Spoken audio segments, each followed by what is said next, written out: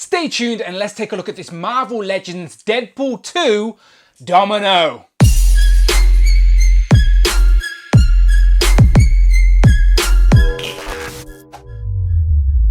Hello and welcome back to the channel, Dan Who Reviews. As always, my name is Dan W. Make sure you are following me on Instagram at It's Dan Who. Today we are taking a look at this Marvel Legends Deadpool 2 Domino, and it's still crazy to think that we're actually getting figures from the Deadpool 2 movie. Since that merger between Fox and Disney, it seems the possibilities have expanded of what the Marvel Legends series can give us, and they've backtracked to give us some figures from this Deadpool franchise, and I'm quite happy about it. So obviously I've got Cable and Deadpool 2-pack with Mega Sonic Teenage Warhead on pre-order, but Domino is the first one to arrive, and I'm pleasantly surprised. She looks great in the box. And I like the packaging as well. It's sort of a little mix of that X-Men packaging we got with the recent Wolverine, but with the silhouette on the back. You can see Domino's little eye patch there, and all the silhouette sort of themed. But I like it. It's got all the red for Deadpool, and it even says 14 plus,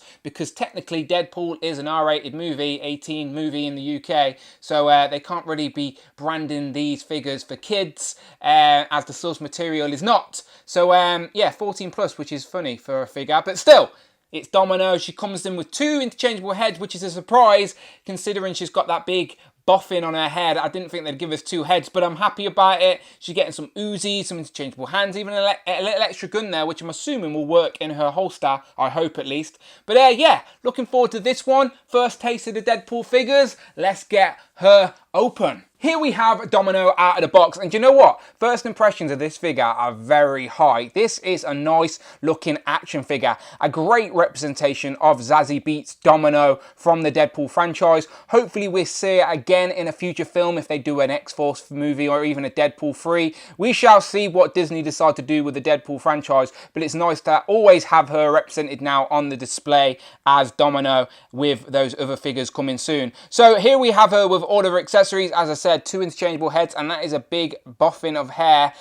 She gets 2 Uzis, which I'll show you in a minute as well, and then interchangeable hands to hold those Uzis, and this little gun, which I assume will fit in her holster there. But yeah, she's looking very nice. So let's zoom in, show you these details, and pinless joints everywhere, which looks great as well, by the way. So yeah, let's check it out. Taking a look at this first Zazie Beetz head, I do think the likeness is pretty good, but you can make up your own mind. Does it look like Zazie Beetz? I will put up a little picture, and as I said, you can make your own mind up, but I think they've done a great job. And this expression is quite plain. It's a tiny little smile. She doesn't look sad. She looks quietly happy there. And you can see the eye patch there, which is the little sort of wink to the comic version of Domino.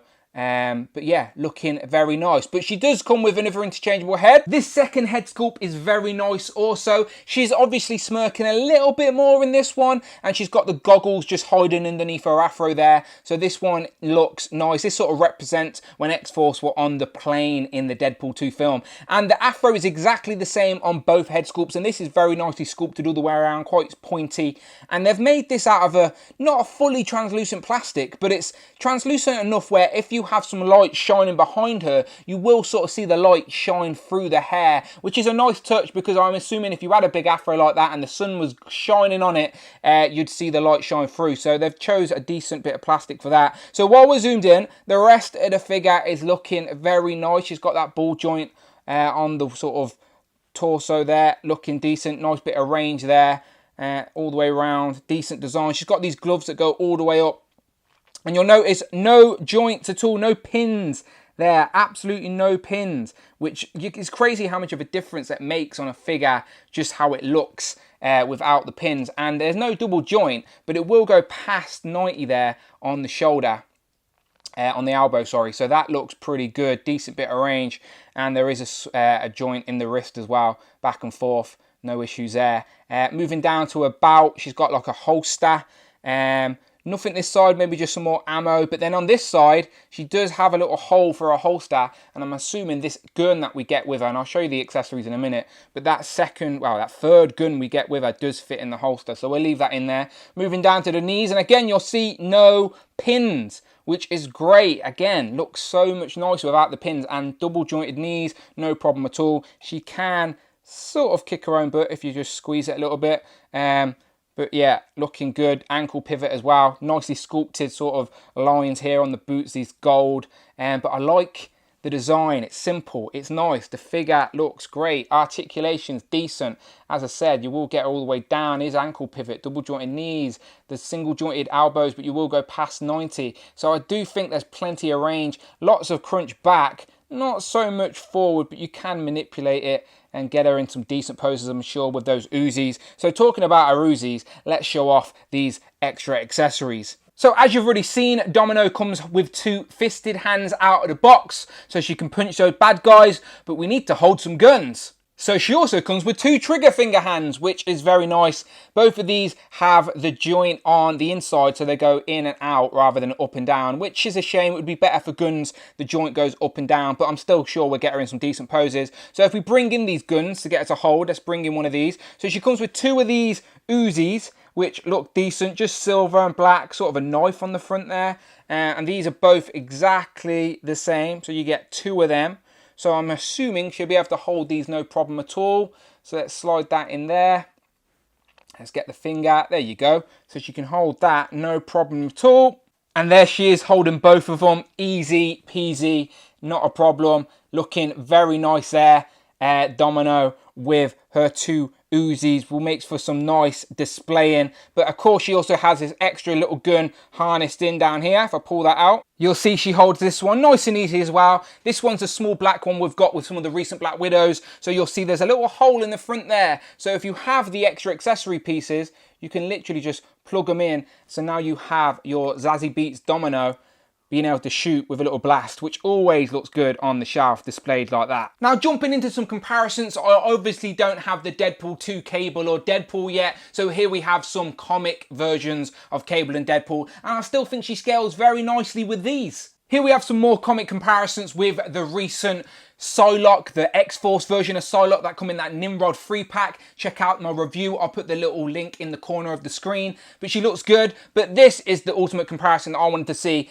Film versus comic. I always like to see where the reference, where the inspiration come from. And you can see these scale quite well together. And Domino sort of the white with the black. And then the movie version was in reverse. So you can see the little eye patches there.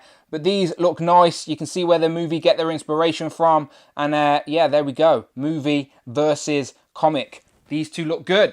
And here we have our female movie comparison with Domino from Deadpool 2, which came out 2 years ago in 2018, and then Black Widow that comes out from the Black Widow film that's not even been released yet. So 2020 has been a weird year for action figures, but a good one, as these both look great, and they look great together, and they even scale great together as well. So if you do want to sort of have the Deadpool franchise within the MCU, I do think these figures are going to scale great together on your shelf, so you can mix your own universes before the movies do it. But we shall see what the future holds. So there we have it. Final thoughts. I think Domino is a great figure. It's a great representation of Zazie Beetz' version of Domino from the Deadpool franchise. Let's hope we see her again in the future. But for now, we have her represented in figure form for our collection. And I think Hasbro have done a great job. If this is the future of movie figures, I am very excited. With those pinless joints, it really does make a difference to the aesthetics of a character. And as the figure as a whole on your shelf,